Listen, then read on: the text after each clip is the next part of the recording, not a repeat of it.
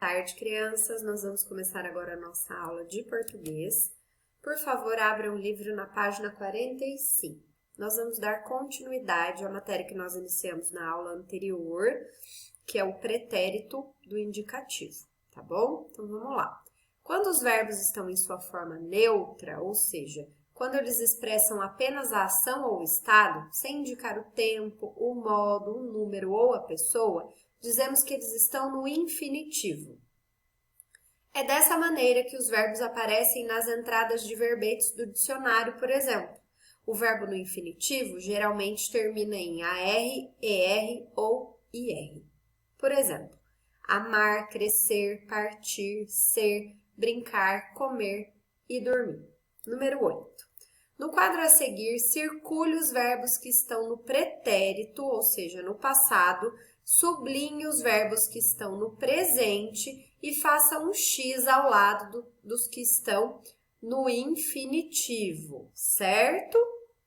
Então, vocês vão circular os que estão no passado, sublinhar, que é passar um risquinho embaixo dos que estão no presente e fazer um xizinho naqueles que estão no infinitivo, que é na sua forma mais primitiva, que é o verbo só, sem alteração no modo, na pessoa ou no tempo. Lembrem-se, eles geralmente terminam em AR, ER ou IR, tá bom?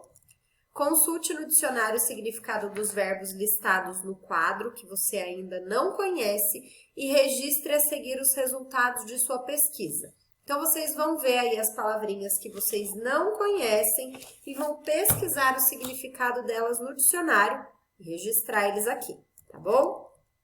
Próxima página, página 46, atividade 9.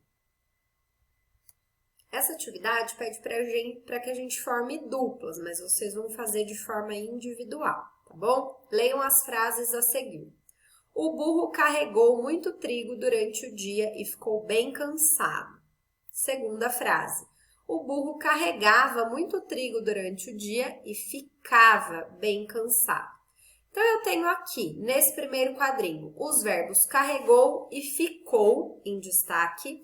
E no segundo quadrinho, eu tenho os verbos carregava e ficava em destaque.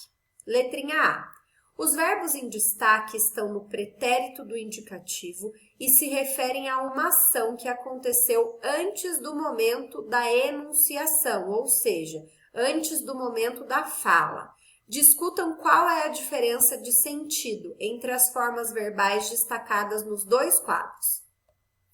Então, todos esses verbos aqui, eles estão no pretérito do indicativo, eles estão no passado do indicativo.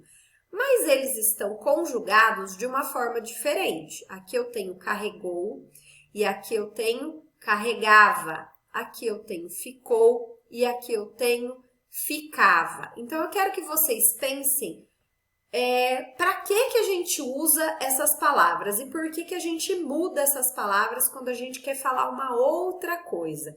Se eu digo que o burro ele carregou muita coisa durante o dia, ele ficou cansado. E se eu digo que o burro carregava muito trigo durante o dia e por isso ele ficava cansado, qual é a diferença desses dois tipos de conjugação? Pensem sobre isso. Letrinha B. Compartilhe as ideias da dupla com os demais colegas e depois crie um texto coletivo sobre as conclusões de vocês. Vocês vão escrever aqui o que vocês pensaram aqui na letrinha A. Por que muda essa conjugação dependendo do que eu quero falar? Pensem e respondam, tá bom, crianças? Não se importem com o certo, com o errado agora, porque nós estamos aprendendo, tá bom? Letrinha C. Agora, complete as lacunas no quadro abaixo, fazendo os ajustes necessários nos verbos para que a frase fique no tempo presente. Então, vamos lá, olha a frase aqui. Vamos ver o que nós vamos ter que fazer de ajuste para que essa frase fique no tempo presente. Lembre, usando o verbo carregar e o verbo ficar, tá bom? Lá em cima, aqui nas atividades anteriores, ele estava conjugado no passado em duas maneiras. Carregou, ficou, carregava e ficava. Agora, a gente vai transformar isso aqui, vai fazer os ajustes para que eles fiquem, desculpe, no tempo presente, tá? O burro, verbo carregar, como que ele vai ser conjugado? Muito trigo durante o dia e o verbo ficar conjugado no presente, bem cansado, tá bom? Escrevam e leiam para ver se combinou, para ver se a leitura ficou legal, tá bom? Número 10. Leia este outro trecho do conto Marina e o cavalo marinho. Outra coisa diferente foi que Marina agora não comia mais nenhuma criatura do mar, nem camarão, que ela adorava. Aliás, teve um dia que a mãe serviu sardinhas e a Marina saiu correndo da mesa e ficou chorando no quarto, inconsolável. Letrinha A. Quais verbos destacados no trecho indicam ações que se repetiam ou aconteciam com frequência no passado? Assinale com um X a resposta correta. Então, vocês vão ver desses 5 verbos aqui em destaque, né? Dessas 5 ações, qual delas que se repetiam ou aconteciam com frequência no passado, tá bom? Letrinha B. Quais verbos destacados no trecho aqui em cima, ó, indicam ações que aconteceram e foram concluídas em um momento específico do passado. Então, essas ações não acontecem com recorrência. Elas aconteceram e finalizaram. Pensem, lendo aqui, vendo a conjugação e o contexto e respondam. São 3 verbos, tá? Próximo. Tem um quadro agora aqui para a gente fazer. Então, vamos lá. O pretérito do indicativo pode se expressar no pretérito perfeito e no pretérito imperfeito. Veja, então vamos ver essas 2 formas. Pretérito perfeito. Ele expressa ações que tiveram início e foram concluídas em um momento específico do passado. Exemplos. Teve um dia que a mãe serviu sardinhas e Mariana saiu correndo da mesa. Essa não é uma ação que vai continuar acontecendo. Isso aconteceu e acabou, certo? Já o pretérito imperfeito, ele expressa ações que ocorriam com certa frequência em algum momento impreciso do passado. Então, ele representa ações que acontecem com frequência, tá? Que acontecem não, que aconteceram, porque elas estão no passado.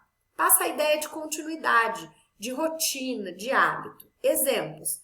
Mariana, ela não comia nem camarão, que ela adorava. Então, o que acontece? A Marina, ela não estava comendo camarão, que era uma coisa que ela adorava.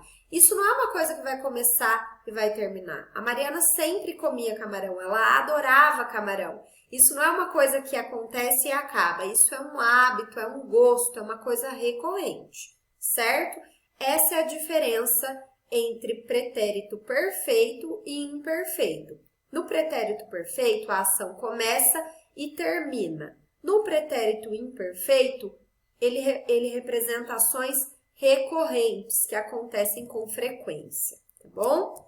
Vamos lá agora para a atividade 11, nossa última atividade de hoje. Recorte de jornais ou revistas. 3 verbos no pretérito perfeito, que é aquele que a ação começa e termina, e 3 verbos no pretérito imperfeito, que é aquele que representam ações que acontecem com frequência. Colhe-os na coluna correspondente e preencha com a sua letra o outro lado da tabela, como no Excel. Então, olha só. Aqui eu vou colar o pretérito imperfeito. Então, eu vou colar 3 ações com o pretérito imperfeito e aqui eu vou escrever o pretérito perfeito. Por exemplo, pulava. Pulava não é uma ação que acontece e acaba. É uma coisa recorrente, uma coisa que pode acontecer sempre. Já o pretérito perfeito, ele fica assim. Pulei. Eu pulei, eu fiz aquela ação e aquela ação acabou. Então, vocês vão colocar aqui 3 verbos no pretérito imperfeito e escrever no pretérito perfeito. Depois, nessa coluna, vão colar 3 ações no pretérito perfeito e escrever essas ações no pretérito imperfeito. Vou repetir para vocês. Aqui vocês vão colar, ó, 1, 2, 3 no pretérito imperfeito e escrever 1, 2, 3 no pretérito perfeito. Aqui embaixo vai colar 1, 2, 3 verbos no pretérito perfeito e escrever 1, 2, 3 no pretérito imperfeito, tá bom? Isso que vocês têm que fazer nessa atividade. Qualquer dúvida que vocês não tenham entendido, chamem a tia Marília, que a tia Marília explica de novo para vocês, tá bom? Um beijo e bom trabalho, crianças!